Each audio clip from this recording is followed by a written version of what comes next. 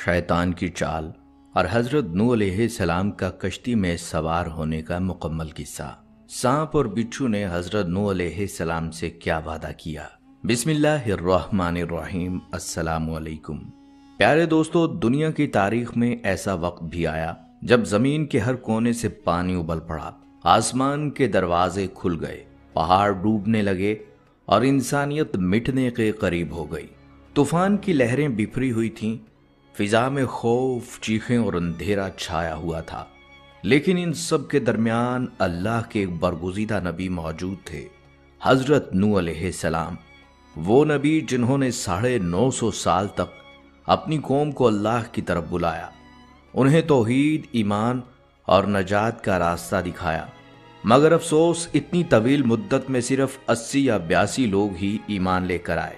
बाकी सब जिद, तकब्बर और नाफरमानी पर जमे रहे। और जब जमीन पर जुल्म अपनी हद से बढ़ गया तो अल्लाह का हुक्म आया कि ए नूह, कश्ती बना लो, क्योंकि अब मेरा अजाब आने वाला है। वो कश्ती जिसमें इंसानियत की बका छुपी थी। लेकिन दोस्तों, इस वाक़े में एक राज भी था।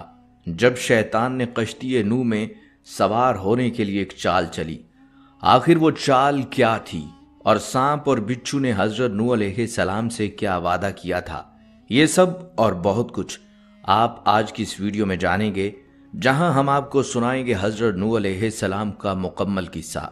एक ऐसी दास्तान जो सिर्फ माजी की कहानी नहीं, बल्कि आज के इंसान के लिए भी एक जिंदा सबक है। प्यारे दोस्तों, सबसे पहले तो ये बात जान लीजिए कि हजरत नूह अलैहिस्सलाम का असल नाम रवायात के मुताबिक शाकर, सकन या अब्दुल गफ्फार बयान किया गया है। मगर आपको नूह इसलिए कहा गया कि आप बहुत ज़्यादा अल्लाह के खौफ और अपनी कौम की हिदायत के लिए रोने वाले थे। जब आप अपनी कौम को कुफर और नाफरमानी में देखते तो आपके आंसू बेइख्तियार बहने लगते। इसलिए आपका लक़ब नूह पड़ गया, क्योंकि अरबी में नूह का मतलब होता है बहुत ज़्यादा रोने वाला। आपको आदम सानी भी कहा जाता है, क्योंकि अल्लाह ताला ने आपके ज़माने के बाद इंसानियत को एक नए दौर में दाखिल किया। गोया पहली तबाही के बाद जिंदगी का आगाज दोबारा आपसे ही हुआ। कुरान करीम में हजरत नूह अलैहिस्सलाम का जिक्र 73 मरतबा आया है और आप इन 5 उलूल अज़्म अंबिया में से हैं, जिन्हें अल्लाह ने गैर मामूली सब्र, इस्तकामत और अज़्म अता फरमाया। आपका नसब 8वीं पुश्त में हजरत आदम अलैहिस्सलाम से जा मिलता है।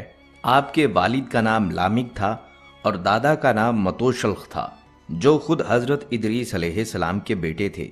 आपका वतन मौजूदा इराक का इलाका था और आप मूसल के शुमार में आर्मीनिया की सरहद के करीब रिहाइश पजीर थे। बाज़ मुर्रिखीन के मुताबिक आपकी कौम बनी रासिब या कौम नूह कहलाती थी, जो बुत परस्ती, शिर्क और दुनिया परस्ती में डूब चुकी थी। हजरत नूह अलैहिस्सलाम हजरत आदम अलैहिस्सलाम के बाद पहले नबी थे जिन्हें अल्लाह ताला ने शरीयत के साथ नबूवत अता फरमाई। और जब आपको ये अजीम जिम्मेदारी मिली, उस वक्त आपकी उम्र 40 साल थी। इसी उम्र में आपने अपनी कौम को अल्लाह की तौहीद की तरफ और उसकी बंदगी की तरफ पुकारा। प्यारे दोस्तों, हजरत नूह अलैहिस्सलाम की बेइज्जत से पहले जमीन पर लोग अल्लाह की इबादत छोड़ चुके थे। लेकिन यह सब अचानक नहीं हुआ। शुरू में तो लोग अल्लाह को मानने वाले और नेक थे। इन्हीं दिनों में कुछ नेक बुजुर्ग भी थे जिन्होंने अपनी सारी जिंदगी लोगों को भलाई, अदल और तौहीद की दावत दी। उनके नाम थे वद, सुआ, यागूस, याकूब और नसर। ये पांचों लोग अपनी नेकी और ईमान की वजह से बहुत मशहूर थे। जब तक ये जिंदा रहे, लोगों में ईमान और नेकी बाकी रही। लेकिन जैसे ये बुजुर्ग दुनिया से रुखसत हुए, शैतान ने मौका देख लिया। उसने लोगों के दिलों में वसवसा डाला, और वो ये कि ये लोग तुम्हारे लिए बरकत का जरिया थे। इनकी याद जिंदा रखो, इनकी कब्रों पर निशान बना लो ताकि इन्हें भूला ना जा सके। लोगों ने ऐसा ही किया, कब्रों पर निशान बन गए।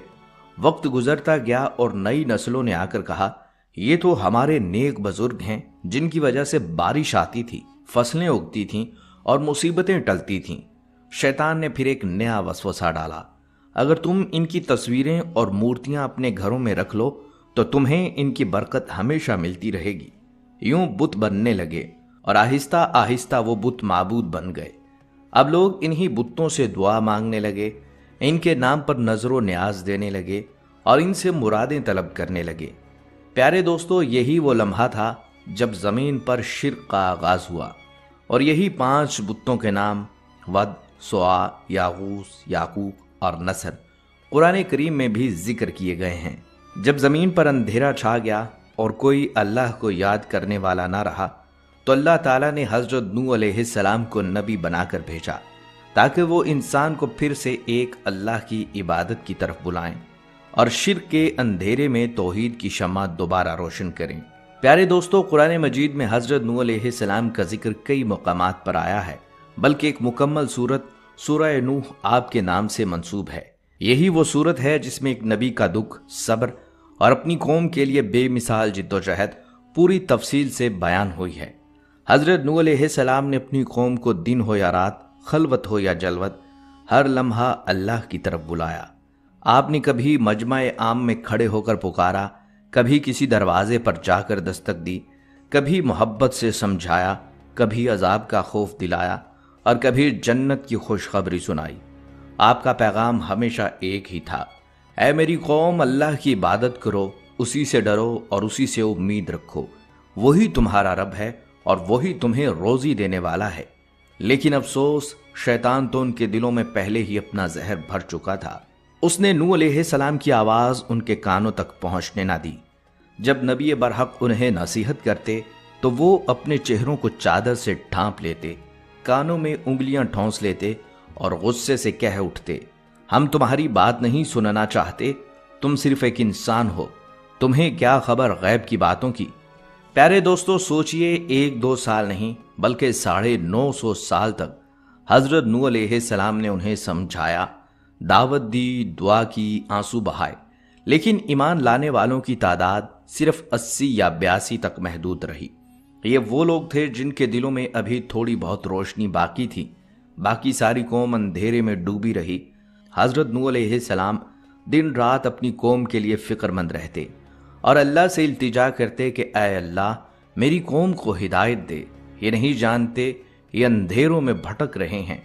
مگر جب ہدایت کے دروازے بند ہو گئے تو اللہ تعالیٰ نے زمین و آسمان سے اپنی رحمت روک لی، زمین نے زرخیزی چھوڑ دی، بارشیں تھم گئیں، درخت سوکھ گئے، عورتیں بانجھ ہو گئی اور مویشی ہلاک ہونے لگے۔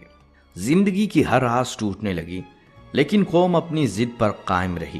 تب نوح علیہ السلام نے لوگوں سے فرمایا کہ اپنے رب سے مغفرت مانگو، بے شک وہ بڑا بخشنے والا ہے۔ اور ناظرین، آگے قرآن مجید کی اسی سورہ نوح میں اللہ تعالیٰ فرماتا ہے کہ اگر تم استغفار کرو گے تو وہ تم پر آسمان سے بارش برسائے گا، تمہارے مال اور اولاد میں برکت دے گا اور تمہارے باغات، نہریں دوبارہ زندگی سے بھر دے گا۔ مگر قوم نوح نے پھر بھی سچائی کو ٹھکرا دیا، انہوں نے نبی کا مذاق اڑایا اور شیطان کی پیروی میں گمراہ ہوتے چلے گئے۔ وہ نبی خدا پر ہنستے، تانے دیتے، پتھر مارتے، یہاں تک کہ کئی بار انہیں زد و کوب کر کے بے ہوش کر دیتے۔ بعض اوقات وہ آپ کو مردہ سمجھ کر کپڑوں میں لپیٹ دیتے، لیکن جب آپ کو ہوش آتا تو پھر وہی پیغام لبوں پر ہوتا: اے میرے رب، میری قوم کو بخش دے، یہ لوگ نہیں جانتے۔ نوح علیہ السلام کی قوم کا دل اتنا سخت ہو چکا تھا کہ باپ مرتے وقت اپنی اولاد کو وصیت کرتا: نوح علیہ السلام ایک پرانے زمانے کے دیوانے ہیں، ان کی باتوں پر کبھی یقین مت کرنا، اور قوم کے سردار لوگوں کو اکساتے: خبردار، اپنے بتوں ود، سوا، یاغوث، یاقوق اور نصر کی عبادت کبھی مت چھوڑنا۔ نوح علیہ السلام نے اپنی پوری زندگی نرمی، دلیل، محبت اور صبر کے ساتھ اپنی قوم کو سمجھایا: اے میری قوم، اللہ کے عذاب سے ڈرو، اس کی طرف پلٹ آؤ، یہی تمہاری نجات ہے۔ لیکن ان کی دعوت کا اثر صرف چند دلوں پر ہی ہوا۔ 950 سال کی مسلسل تبلیغ کے بعد بھی صرف 80 یا 82 لوگ ایمان لے کر آئے۔ ذرا سوچئے، اتنے طویل عرصے میں صرف چند ایمان والے۔ یہ اس قوم کی بدبختی تھی کہ جن کے سامنے نبی موجود تھے مگر ان کے دلوں کے دروازے بند تھے۔ آخرکار اللہ نے اپنے نبی کو تسلی دی: اے نوح، اب جو ایمان لا چکے ہیں ان کے سوا کوئی ایمان نہیں لائے گا۔ اور تب صدیوں کے صبر اور اذیت کے بعد نوح علیہ السلام کے لبوں سے وہ دعا نکلی جو زمین و آسمان کو ہلا دینے والی تھی: اے میرے رب اس قوم کو ہلاک کر دے، کیونکہ انہوں نے حق کو جھٹلایا اور تیری رحمت سے منہ موڑ لیا۔ لہٰذا پیارے دوستو، جب نوح علیہ السلام نے صدیوں تک صبر اور نصیحت کا حق ادا کر دیا تو اللہ تعالیٰ نے اپنے نبی کو حکم دیا، اے نوح ہماری نگرانی میں ایک کشتی تیار کرو۔ نوح علیہ السلام نے فوراً حکم الہی پر عمل شروع کر دیا۔ سب سے پہلے آپ نے ساگوان کے درخت لگائے، وہ لکڑی جو مضبوط، پائیدار اور پانی میں دیر تک قائم رہتی ہے۔ یہ درخت پورے 100 سال میں تیار ہوئے۔ پھر جب وہ درخت تناور ہو گئے تو نوح علیہ السلام نے انہی کی لکڑیوں سے کشتی بنانی شروع کی۔ یہ کوئی عام کشتی نہیں تھی، بلکہ ایک عظیم، حیرت انگیز اور رب کے حکم سے بنی ہوئی کشتی۔ روایت کے مطابق اس کی لمبائی 80 گز، چوڑائی 50 گز اور اونچائی 3 منزلوں پر مشتمل تھی۔ نچلی منزل میں درندے، پرندے اور حشرات الارض رکھے گئے، درمیانی منزل میں چوپائے، گائے، بکریاں اور دیگر جانور، اور سب سے اوپر حضرت نوح علیہ السلام خود اور وہ مومنین سوار تھے جنہوں نے اللہ پر ایمان لایا تھا۔ پیارے دوستو، یہ کوئی معمولی تعمیر نہیں تھی، یہ کشتی ایک صدی کی محنت، عزم اور توکل کا شاہکار تھی۔ نوح علیہ السلام اور ان کے چند ایماندار ساتھی دن رات محنت کرتے، لکڑیاں تراشتے، تختے جوڑتے اور اللہ کا نام لے کر اس کشتی کو مکمل کرتے گئے۔ لیکن قوم کا حال، وہ تو ہر دن نئے مذاق، نئی تنزیہات اور نئی توہین کے ساتھ آتی۔ کوئی ہنستا اور کہتا، اے نوح کیا تم اب بڑھائی بن گئے ہو؟ کوئی تانا دیتا، خشک زمین پر کشتی، کیا تمہاری عقل سلامت ہے؟ اور کوئی کہتا، یہ کیا کھیل تماشا ہے نوح، تمہیں شرم نہیں آتی؟ قوم کے چہروں پر ہنسی تھی، مگر نوح علیہ السلام کے چہرے پر یقین۔ آپ نہ غصے میں آئے، نہ مایوس ہوئے، صرف اتنا جواب دیا، آج تم ہم پر ہنستے ہو، کل ہم تم پر ہنسیں گے جب تم پر اللہ کا عذاب نازل ہوگا۔ اور یوں جیسے جیسے قوم کے قہقہے بلند ہوتے گئے، کشتی نوح مکمل ہوتی گئی، اور وہ دن قریب آتا گیا جس کا وعدہ اللہ تعالیٰ نے کیا تھا۔ وہ ہولناک طوفان جس کا اندیشہ حضرت نوح علیہ السلام کے دل میں برسوں سے پل رہا تھا، اب حقیقت بننے والا تھا۔ آسمان کے دروازے کھل گئے، زمین کے سینے سے چشمے پھوٹ نکلے، بادلوں نے گویا آگ برسا دی، اور دیکھتے ہی دیکھتے ہر سمت پانی ہی پانی پھیل گیا۔ حضرت نوح علیہ السلام نے اللہ کے حکم کے مطابق اپنی بنائی ہوئی کشتی میں تمام مخلوقات کے جوڑے سوار کیے، درندے، چرندے، پرندے اور زمین پر رینگنے والے کیڑے مکوڑے، ہر ایک کا نر اور مادہ، تاکہ طوفان کے بعد نسلوں کا سلسلہ قائم رہے۔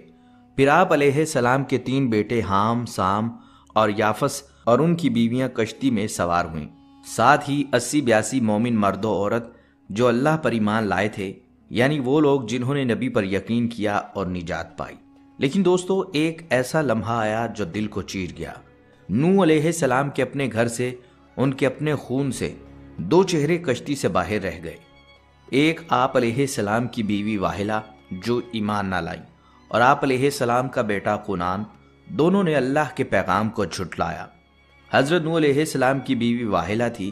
اس بدبخت عورت کو ایک نبی برحق کی زوجیت کا شرف حاصل ہوا، اور برسوں یہ اللہ تعالیٰ کے نبی علیہ السلام کی صحبت سے سرفراز رہی، مگر اس کی بد نصیبی قابل عبرت ہے کہ اس کو ایمان نصیب نہیں ہوا، بلکہ یہ حضرت نوح علیہ السلام کی دشمنی اور توہین و بے ادبی کے سبب بے ایمان ہو کر مر گئی اور جہنم میں داخل ہوئی۔ یہ ہمیشہ اپنی قوم میں جھوٹا پروپیگنڈا کرتی رہتی تھی کہ حضرت نوح علیہ السلام مجنون اور پاگل ہیں، لہٰذا کوئی ان کی بات نہ مانے۔ بہرحال پیارے دوستو، طوفان کے بڑھتے پانی کے درمیان حضرت نوح علیہ السلام نے اپنے بیٹے کو آواز دی، اے میرے بیٹے، ہمارے ساتھ کشتی میں سوار ہو جاؤ، اللہ کے حکم سے آج کوئی پناہ دینے والا نہیں۔ مگر کنان نے غرور سے جواب دیا، میں پہاڑ کی چوٹی پر چڑھ جاؤں گا، وہ مجھے بچا لے گا۔ نوح علیہ السلام کے دل پر گویا چھری چل گئی۔ انہوں نے بے بسی سے آسمان کی طرف دیکھا، مگر اسی لمحے ایک بڑی موج آئی جس نے پہاڑوں کی بلندیوں کو بھی نگل لیا، اور کنان ہمیشہ کے لیے پانیوں میں گم ہو گیا۔ اللہ تعالیٰ نے فرمایا، اے نوح، بے شک وہ تیرے گھر والوں میں سے نہیں، کیونکہ اس کے عمل نیک نہیں، بس ایسی بات نہ مانگ جو تجھے علم نہیں۔ یوں نوح علیہ السلام نے سمجھ لیا کہ ایمان صرف خون یا رشتہ نہیں، بلکہ ایمان وہ بندھن ہے جو اللہ سے جوڑتا ہے۔ پیارے دوستو، یہاں ایک حیرت انگیز اور سبق آموز واقعہ بھی پیش آیا۔ جب کشتی میں سوار ہونے کا وقت آیا تو اچانک دو ایسے جانور سامنے آئے جنہیں دیکھ کر عام انسان خوف زدہ ہو جاتا ہے، سانپ اور بچھو۔ یہ دونوں حضرت نوح علیہ السلام کے پاس آئے اور عاجزی سے عرض کرنے لگے، اے اللہ کے نبی، ہمیں بھی کشتی میں سوار ہونے کی اجازت دیجیے۔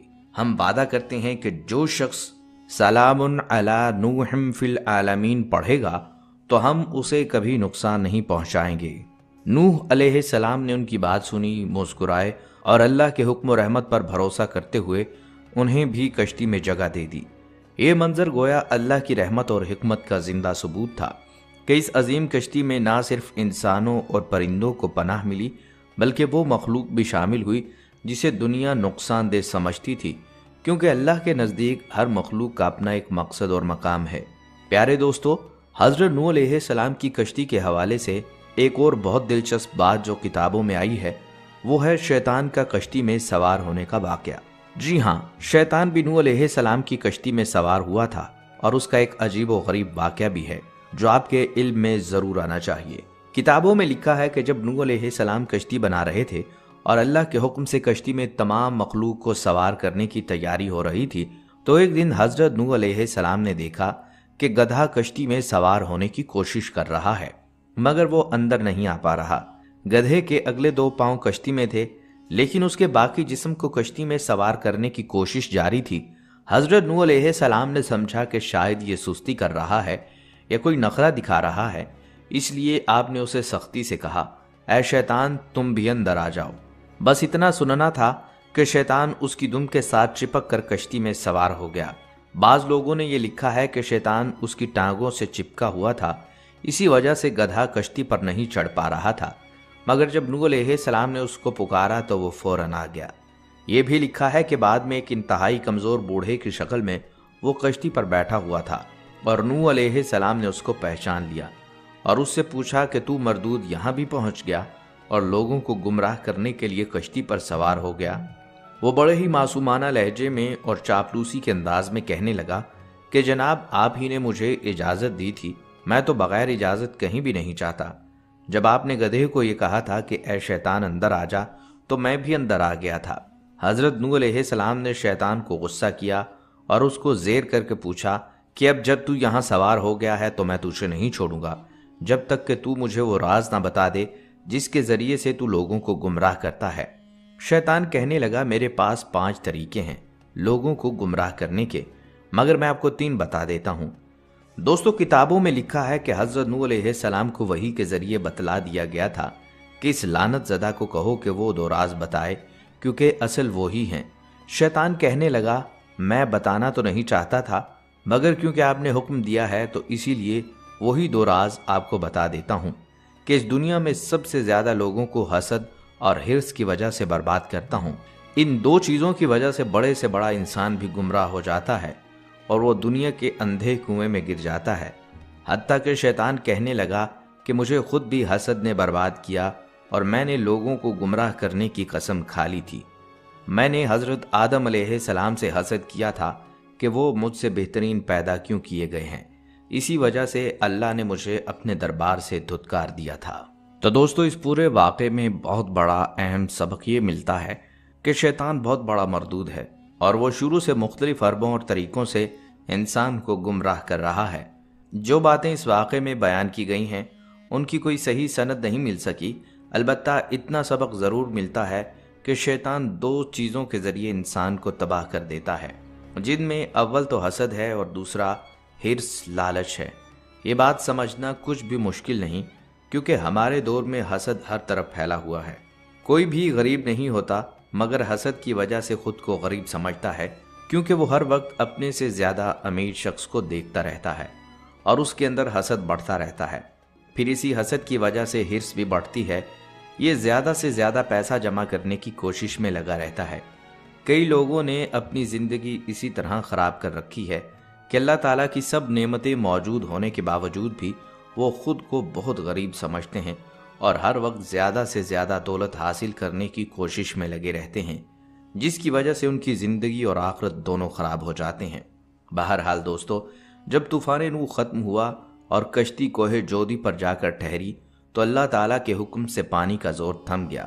اس وقت پوری دنیا میں کوئی بھی جاندار زندہ نہ بچا تھا سوائے ان لوگوں کے جو حضرت نوح علیہ السلام کے ساتھ کشتی میں سوار تھے۔ یہ وہ لمحہ تھا جب ایک نئی زندگی کا آغاز ہوا۔ حضرت نوح علیہ السلام اور ان کے ساتھ سوار تمام مومنین کے لیے ایک نئی دنیا کی بنیاد رکھی گئی۔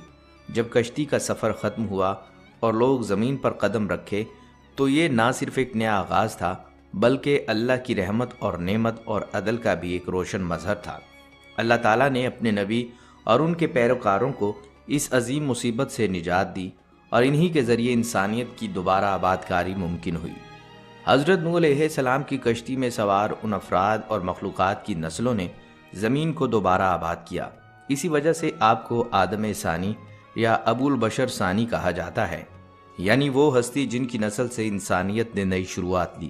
اس واقعہ کو محض عذاب کا ثبوت نہ سمجھا جائے بلکہ اس میں اللہ کی رحمت، اس کی عدل پسندی اور زندگانی نو کی بھی علامت موجود ہے۔ یہ ہمیں سبق دیتا ہے کہ اللہ کی ہدایت کو اپنانا کتنا عظیم ہے اور کس طرح ایک چھوٹا گروہ مومن اللہ کی مدد سے پوری انسانیت کی تاریخ کو بدل سکتا ہے۔ دوستو، نوح علیہ السلام کا واقعہ صرف قرآن پاک میں ہی موجود نہیں، یہ داستان تورات، زبور اور انجیل میں بھی ملتی ہے۔ تاریخی حوالوں اور مذہبی روایات کے علاوہ جدید دور میں بھی اس کشتی کے آثار تلاش کرنے کی کوششیں جاری رہیں۔ مثال کے طور پر سال 2010 میں چینی عیسائی مبلغین اور سائنسدانوں کی ایک تحقیقاتی ٹیم نے یہ اعلان کیا کہ انہوں نے مشرقی ترکی میں واقع کوہ آرارات کی برف و برف پوش ٹھوس تہہ کے نیچے حضرت نوح علیہ السلام کی تاریخی کشتی کے واقعات دیکھے ہیں۔ اس ٹیم کا کہنا تھا یہ وہی مقام ہے جس کی چوٹی تقریباً 12,000 فٹ بلند ہے اور تلاش شدہ اشیاء 3 منزلوں پر مشتمل ایک بڑے ڈھانچے کی نشاندہی کرتی ہے۔ ٹیم نے دعویٰ کیا کہ کشتی کئی میٹر برف کے نیچے دب کر محفوظ رہی۔ اس کے اندر بڑے بڑے کمرے اور لکڑی کے ستون موجود ہیں اور کھنڈرات کی جگہ ٹوٹی ہوئی حالت میں پائی گئی، مگر مکمل طور پر تباہ نہیں ہوئی کیونکہ برف کی موٹی پرت نے انہیں بہت حد تک محفوظ رکھا ہوا تھا۔ اس رپورٹ کو بین الاقوامی سطح پر بھی نوٹس ملا۔ نیشنل جیوگرافک چینل اور کرسچین سائنس مانیٹر نے بھی اس تحقیق کی معلومات شائع کیں اور اس بات کا ذکر کیا گیا کہ گزشتہ 2 برسوں میں درجنوں ٹیمیں نوح کی کشتی کے طور پر نشان زدہ چٹانوں اور باقیات کی تلاش میں رہی ہیں۔ چینی اور ترک محققین نے دعویٰ کیا کہ انہوں نے کشتی کے 60 مختلف مقامات کا مشاہدہ کیا اور ان میں کچھ ایسی جگہیں تھیں جہاں لکڑی کی باقیات، کمرے اور ستون دکھائی دیتے تھے۔ ان کے مطابق یہ کشتی 3 منزلوں والی تھی اور اندر بڑے بڑے کمروں کے نشانات ہیں، لیکن چونکہ مقامات انتہائی ڈھلوان، برفیلے اور خطرناک علاقے میں ہیں جہاں درجہ حرارت -60 ڈگری تک پہنچ جاتا ہے، لہٰذا تحقیقات مشکل اور خطرناک ثابت ہوئیں۔ تاہم اس دعوے کو جہاں کچھ محققین اور ذرائع نے اہمیت دی، وہیں امریکی سائنسدانوں اور ماہرین آثار قدیمہ نے اس پر تردید بھی کی۔ ان کا کہنا تھا کہ جو لکڑی کے نمونے فورینسک جانچ پڑتال کے لیے بھیجے گئے وہ اس قدر قدیم نہیں کہ بلا شبہ کہا جا سکے کہ وہ حضرت نوح علیہ السلام کے زمانے کی کشتی سے تعلق رکھتے ہیں۔ اس طرح کچھ محققین نے کہا کہ پہاڑ کی قدرتی چٹانی ساخت کبھی کبھار کشتی نما شکل لے سکتی ہے، جس کی بنیاد پر تشخیص غلط ہو سکتی ہے۔ چینی ٹیم کے دعوے کے برعکس کچھ مغربی سائنسدانوں نے اس نتیجے کو قطعی طور پر تسلیم کرنے سے انکار کیا اور مزید مستند شواہد کا تقاضا کیا۔ دوسری طرف چینی محققین کا اصرار یہ تھا کہ ان کے پاس اتنے مشاہدات اور شواہد موجود ہیں کہ وہ 99.9% یقین کے ساتھ کہہ سکتے ہیں کہ یہ وہی کشتی ہے جسے نوح علیہ السلام نے تقریباً 4800 سال قبل اللہ کے حکم سے تعمیر کیا تھا۔ عرب اخبارات اور دیگر بین الاقوامی ذرائع نے بھی اس موضوع پر سوالات اٹھائے اور بحث کی۔ چینی اور ترک ٹیم کے مطابق انہوں نے قرآنی آیات اور تاریخی روایات کا بھی مطالعہ کیا ہے اور اسی بنیاد پر انہیں کوہ آرارات کی طرف رہنمائی ملی، جہاں انہوں نے متعدد مقامات پر کشتی نما آثار دیکھے۔ تحقیق کے مطابق جو کشتی کے باقیات ملے ہیں وہ کئی جگہ سے ٹوٹی ہوئی حالت میں پائے گئے اور ماہرین اس کی اندرونی ساخت، کمروں اور لکڑی کے ستونوں کا ذکر کرتے ہیں۔ برف کی گہری تہہ نے ممکنہ طور پر انہیں مکمل طور پر گلنے سے بچا لیا، اس لیے کچھ حصے نسبتاً محفوظ بھی ملے ہیں، تاہم کشتی مکمل سالم حالت میں نہ پائی گئی۔ یہی وجہ ہے کہ یہ کشتی آج بھی ایک تاریخی معمہ بنی ہوئی ہے۔ جسے دیکھنے کے لیے دنیا بھر سے ماہرین اور محققین آتے رہتے ہیں۔ دوستو، آخر میں بس یہی کہوں گا کہ حضرت نوح علیہ السلام کی زندگی ایک عہد ساز اور سبق آموز زندگی تھی۔ آپ کی عمر 1000 سال تھی اور 40 سال کی عمر میں آپ کو نبوت عطا ہوئی۔ آپ 900 سال تک اپنی قوم کو اللہ کی ہدایت دینے میں مصروف رہے اور اس عرصے میں آپ نے بے پناہ مشکلات کا سامنا کیا۔ طوفان کے بعد آپ 60 سال اور زندہ رہے اور پھر آپ کا انتقال ہو گیا۔ دوستو، آج کا یہ واقعہ ہمیں سکھاتا ہے کہ حضرت نوح علیہ السلام نے اپنے آپ کو اللہ کی رضا کے لیے قربان کر دیا اور اپنی قوم کو ہدایت دینے کی کوشش کی، حالانکہ انہوں نے بہت سخت حالات کا سامنا کیا۔ ان کی زندگی میں سچائی، صبر اور اللہ پر بھروسہ کرنے کی مثال ہے، اور ہمیں اس سے یہ سبق ملتا ہے کہ اللہ کی ہدایت کو اپنانا اور اس پر ایمان رکھنا ہمارا فرض ہے۔